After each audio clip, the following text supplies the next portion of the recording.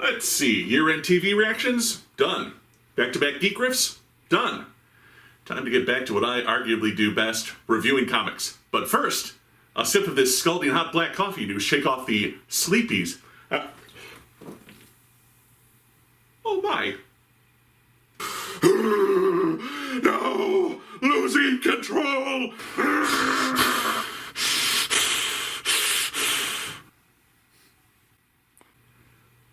That's it? I mean, I know a few years back, Marvel was turning everything they could into a Hulk, not unlike what they're currently doing with Venom, but this just seems lazy. A Hulk shirt? What's that Hulk shirt? Hulk shirt smash, what is that?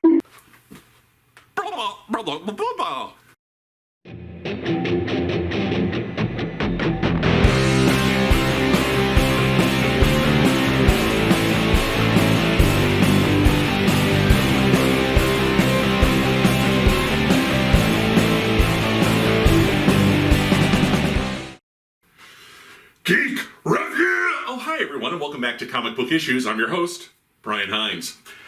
How do you reinvent the wheel? A question that is almost never asked because the wheel is perfect and doesn't need reinventing. Instead, let us ask, how do you reinvent the Hulk? The simple Jekyll and Hyde story of a scientist turned into the strongest being on the planet, yet lacking the basic emotional tools of a 7-year-old. An almost perfect tale of isolation, emotional turmoil, and ultraviolence as forces without attempt to control the monster that can never truly be tamed by the mind within. You know, that old chestnut. But of course the Hulk has been reinvented a number of times.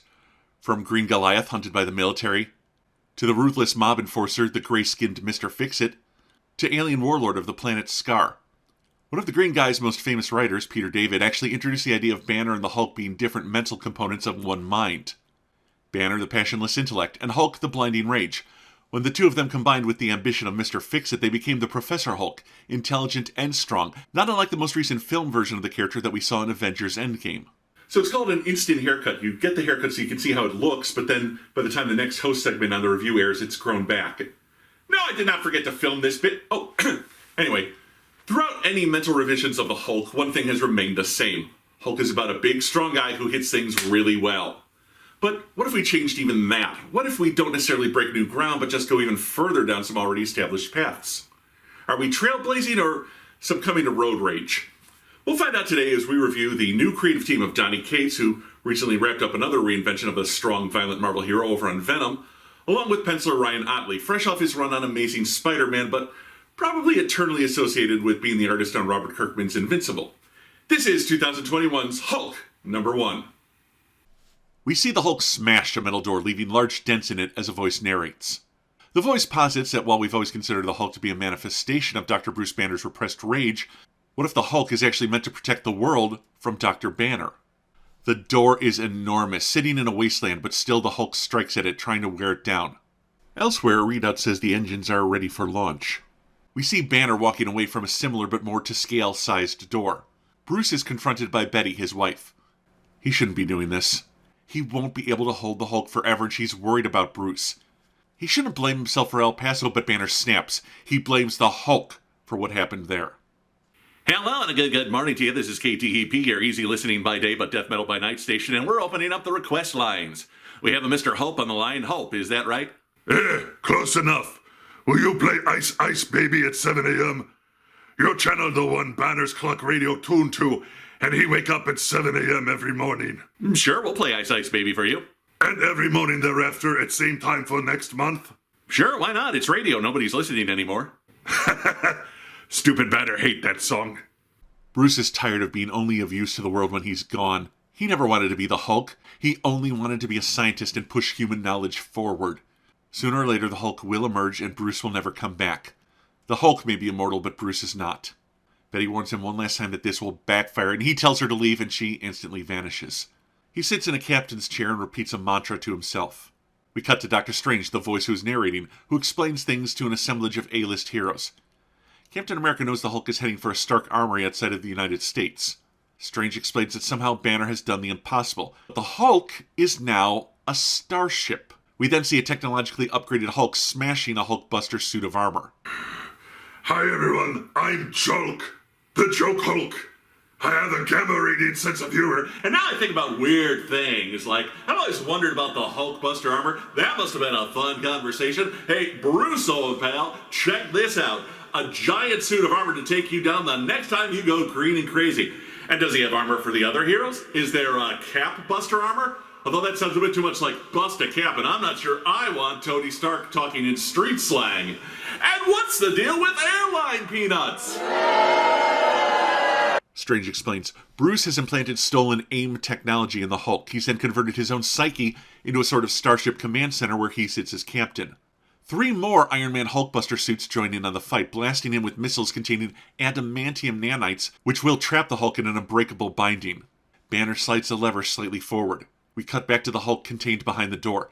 He's shot from behind, while Strange explains that since the Hulk runs on anger, this part of Banner's mind is now the ship's engines. The sliding throttle unleashes greater threats depending on how angry they want to make the Hulk, again, depending on how much energy the Hulk needs. Starship Hulk rips his own arm off to escape the adamantium trap. Stark, a little too late, tries to reason with him, but the green spaceship destroys the Hulkbuster drones. He then replaces his missing arm with an Iron Man arm. Aw, come on, man! I can buy a cybernetic brute created by a strange form of radiation, and even a gigantic suit of armor piloted via AI with the express purpose of taking down that brute, but replacing a ripped-off arm with a cybernetic limb? If that were the case, and I were to chop off my own hand, which I will not do, then I'd get an instant new arm just by ripping it off a robot and jamming it into my exposed nerves and muscle tissue. I just have a hard time believing that prosthetic limbs are plug and play in the Marvel Universe.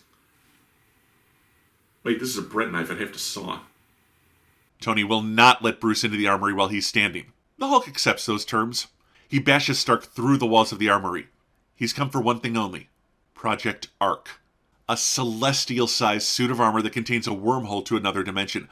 Somewhere to evacuate the Earth to in case of another catastrophic alien invasion. He's about to enter the portal, but Stark makes one last plea. The science is imperfect. The portal could kill Bruce, but he just wants to leave Earth. Tony has no idea where the portal will send him, but so long as no one can find him again, Bruce is fine with that. As he enters the portal, a message from Bruce broadcasts to the world. Don't look for him. They've always had contingency plans to deal with the Hulk, but the Hulk is gone. Bruce is no longer controlled by his rage. He's letting it fuel him and his ambition. Even as behind the metal door, the trapped Hulk bellows in rage. Man creates bomb. Bomb creates monster. Man turns monster into spaceship and leaves this dimension. To be clear, Donny Cates has set up a very interesting idea. Since the Hulk is seemingly indestructible, why not just hurl him into situations that no one else could survive and see where it takes us? This is the first issue of Starship Hulk, and it looks like we're going to be in for one hell of a ride. But a good ride, like in The Last Starfighter? Or a bad ride, like in The Black Hole? And to be clear, in The Last Starfighter, he came home and got the girl, where in The Black Hole they were sent through the black hole, which might be a portal to hell, and wound up in another dimension, never to see their families again. So that's good. That's why I say good and bad. I kind of like both movies. Let's take a closer look at the Hulk issue 1 and find out. First off, I want to draw attention and heap praise onto the book's colorist, Frank Martin. He does an amazing job, bathing everything in shades of red inside of Banner's mindscape to give you the feeling of barely simmering rage behind all of his decisions. His colors are clear but not overly bold. They just inform the art we're seeing and help build a mood, which is what good coloring should do.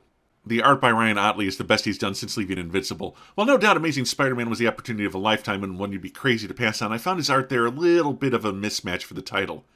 Here he's doing what he did best in Invincible, having larger-than-life fight scenes full of gore and violence. He's back in his wheelhouse and owning the art in this book. Donny Cates has once again reinvented a Marvel hero. He turned Venom into an alien crusader trying to save its race from their evil god. Now he takes the idea of the Hulk, immortal, indestructible, and uses that to the character's advantage. It's not right to say he actually is a starship, although that's how Banner has imagined his mindscape. Seeing himself as a pilot and the Hulk as the fuel, rather he's created a cybernetic Hulk that allows his mind to remain in control and travel through dimensions in a way that should annihilate any other person's body. Will this work for the long run? We'll see. Cates also sets up the mystery of what happened in El Paso, and how did Banner manage to convert the Hulk into a spaceship, as even this level of technological manipulation should be beyond what Bruce could accomplish. Also, is Betty meant to be Bruce's conscience? What part does she play in the mindscape, as I assume she's not real? The first issue is primarily action and exposition, but there are enough story hooks there to keep me intrigued and wanting to read future issues. So the new book sets up conflict between Banner and the Hulk itself, all the while casting the Green Giant off of Earth, but rather than sending him back up into space, he's cast adrift in alternate dimensions. Lots of potential with this story, and Otley's art is good and will probably only get better the more he gets used to the book and comfortable with its characters. I give Hulk #1 4 out of 5 stars. Hey everyone, thank you for joining me. Please like this video, subscribe to my channel, and please check out my Patreon. Then I'll see you back here next time for more comic book issues. I'm your host, Brian Heinz.